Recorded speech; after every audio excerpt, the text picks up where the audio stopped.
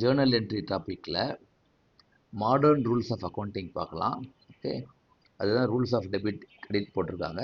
அதுக்கு பாக்ஸ் போட்டிருக்காங்க asset, capital, revenue, liability, expenses. ஓகேயா, எதெல்லாம் டெபிட் எதெல்லாம் கிரெடிட், இதை ஒரு ஈஸியாக ஒரு குயிக்காக ஒரு ஃபார்முலா வச்சுருக்கேன். ஓகே, சரி. சென்னையில் ஒரு பெரிய பில்டிங் இருக்குது, எல்ஐசின்னு சொல்லிட்டு. ஓகேயா, இப்போ லைபிலிட்டி அண்ட் இன்கம் ஞாபகம் வச்சுக்கோங்க, equal to credit.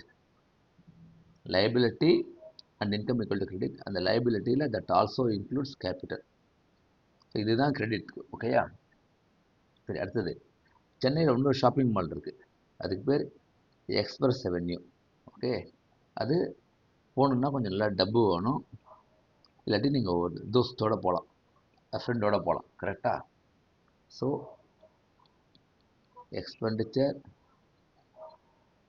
Assets equal to debit ஞாபகம் வச்சுக்கோங்க. Okay, expenditure assets equal to debit. So இதுதான் மாடர்ன் ரூல்ஸ் ஆஃப் அக்கௌண்டிங். இப்போ நீங்கள் திரும்ப அந்த டேபிளில் பார்த்தீங்கன்னா கொஞ்சம் ஈஸியாக போகுது. Okay, thank you.